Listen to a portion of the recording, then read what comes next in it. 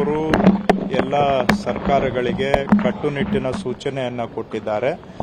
ಪಾದಾಚಾರಿ ಮಾರ್ಗದಲ್ಲಿ ಪಾದಾಚಾರಿಗಳು ಪೆಡೆಸ್ಟ್ರಿಯನ್ಸ್ ಫುಟ್ಪಾತಲ್ಲಿ ಓಡಾಡೋದು ದೇಶದ ನಾಗರಿಕರ ಮೂಲಭೂತ ಹಕ್ಕು, ಫಂಡಮೆಂಟಲ್ ರೈಟ್ ಅಂತ ಸುಪ್ರೀಂ ಕೋರ್ಟ್ನವರು ಆದೇಶ ಹೊರಡಿಸಿದ್ದಾರೆ.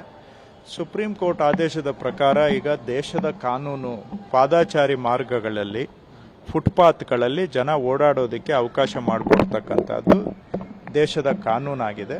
ಅದನ್ನು ಅನುಷ್ಠಾನ ಮಾಡಬೇಕು ಅಂತ ನಾವು ಎಲ್ಲ ಅಧಿಕಾರಿಗಳಿಗೆ ಸೂಚನೆ ಕೊಟ್ಟಿದ್ದೇವೆ. ಅದರ ಪ್ರಕಾರವಾಗಿ GBA ವ್ಯಾಪ್ತಿಯಲ್ಲಿ ಕಾರ್ಪೊರೇಷನ್ ಲಿಮಿಟಲ್ಲಿ ಕಮಿಷನರ್ ಅವರು, ಪೊಲೀಸ್ನವರು ಎಲ್ಲ ಅಧಿಕಾರಿಗಳು ಸೇರಿ ಈಗ ಇರುವ ಒಟ್ಟು ರಸ್ತೆಗಳ ಪೈಕಿ ನಮ್ಮ ಬೆಂಗಳೂರಲ್ಲಿ 14-15 ಸಾವಿರ ಕಿಲೋಮೀಟರ್ ರಸ್ತೆ ಇದೆ. ಅದರಲ್ಲಿ ಸದ್ಯಕ್ಕೆ ಒಂದು 2,000 ಕಿಲೋಮೀಟರ್ ಅಂದರೆ ಒಂದು ಲೆಸ್ ದೆನ್ 20%ಗಿಂತ ಕಡಿಮೆ, ಒಂದು 15% ರಸ್ತೆಗಳಲ್ಲಿ ಮಾತ್ರ. ಒಟ್ಟು ರಸ್ತೆಗಳಲ್ಲಿ 15,000 ಕಿಲೋಮೀಟರ್ ಮೇಲೆ ಇದ್ದರೆ 2,000 ಕಿಲೋಮೀಟರ್ ಮಾತ್ರ ಎಲ್ಲಿ ಹೆಚ್ಚಿಗೆ ಜನ ಓಡಾಡುವಂಥ ರಸ್ತೆಗಳಿದ್ದಾವೆ ಅಲ್ಲಿ ಇದನ್ನು ಅನುಷ್ಠಾನ ಮಾಡ್ತಾ ಇದ್ದೇವೆ. ಇದಕ್ಕೆ ಜನ ಸಹಕಾರ ಕೊಡಬೇಕು. ಅಂಗಡಿಗಳವರು ಒತ್ತುವರಿ ಮಾಡಿದರೆ ಅವರೇ ಸ್ವಯಂ ಪ್ರೇರಣೆ ವಾಲಂಟಿಯರ್ ಆಗಿ ಒತ್ತುವರಿಯನ್ನು ಅಂಗಡಿಗಳವರು ಕೂಡ ಹಿಂದಕ್ಕೆ ತಗೋಬೇಕು. ಅವರು ವ್ಯಾಪಾರ ಮಾಡಲಿ, ಅವರ ಜಾಗ ಒಳಗಡೆ ವ್ಯಾಪಾರ ಮಾಡಲಿ.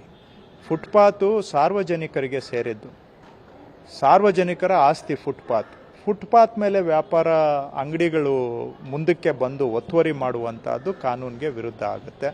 ಹಾಗೆ ಕೆಲವರು ಫುಟ್ಪಾತ್ ಮೇಲೆ ಕಾರುಗಳನ್ನ ನಿಲ್ಲಿಸ್ಕೊಳ್ಳೋದು, ಬೈಕ್ಗಳನ್ನ ನಿಲ್ಲಿಸ್ಕೊಳ್ಳೋದು, ಆಮೇಲೆ ಅಂಗಡಿಗಳವರು ಫುಟ್ಪಾತ್ನ ಪಾರ್ಕಿಂಗಿಗೆ ಉಪಯೋಗಿಸ್ಕೊಳ್ಳೋದು, ಈ ರೀತಿ ಎಲ್ಲ ಮಾಡ್ತಾರೆ. ಅವ್ರಿಗೂ ನಾನು ಮನವಿ ಮಾಡ್ತೇವೆ, ಕಾನೂನಿಗೆ ಗೌರವ ಕೊಡಬೇಕು, ಸಹಕಾರ ಕೊಡಬೇಕು. ಎಲ್ಲರೂ ಈ ರೀತಿಯಾಗಿ ಸಹಕಾರ ಕೊಟ್ಟು ಮಾಡಿದರೆ ಬೆಂಗಳೂರಿನಲ್ಲಿ ಜನಗಳ ಬೇಡಿಕೆ ಇದೆ. ಫುಟ್ಪಾತ್ಗಳಲ್ಲಿ ಓಡಾಡೋದು ಕಷ್ಟ ಆಗ್ತಾ ಇದೆ. ಫುಟ್ಪಾತ್ ಓಡಾಡೋದಕ್ಕೆ ಅವಕಾಶ ಮಾಡಿಕೊಡ್ಬೇಕು ಅಂತ ಜನಗಳ ಬೇಡಿಕೆ ಇದೆ. ವರ್ಷದಲ್ಲಿ 300 ಜನ ಪಾದಾಚಾರಿಗಳು ಬೆಂಗಳೂರಿನಲ್ಲಿ ಆಕ್ಸಿಡೆಂಟ್ಗಳಲ್ಲಿ ಸಾಯ್ತಾ ಇದ್ದಾರೆ. ಯಾಕೆ ಅಂದರೆ ಫುಟ್ಪಾತಲ್ಲಿ ನಡೆಯೋಕ್ಕಾಗೋದಿಲ್ಲ ಅಂತ ರೋಡ್ ಮೇಲೆ ಬಂದು ರೋಡಲ್ಲಿ ಅವರು ಗಾಡಿಗಳು ಒಡೆದು ಸಾಯ್ತಾ ಇದ್ದಾರೆ.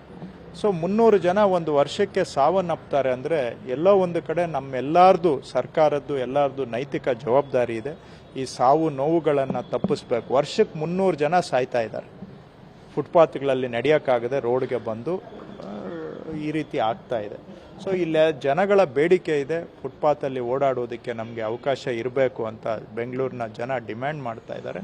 ಅದಕ್ಕೆ ಎಲ್ಲರೂ ಸಹಕಾರ ಮಾಡಬೇಕು. ಜನಗಳ ಬೇಡಿಕೆ, ಸುಪ್ರೀಂ ಕೋರ್ಟ್ ಸೂಚನೆಯನ್ನು ಅನುಷ್ಠಾನ ಮಾಡುವಂಥ ಕೆಲಸ ಸರ್ಕಾರ ಮಾಡ್ತಾ ಇದೆ.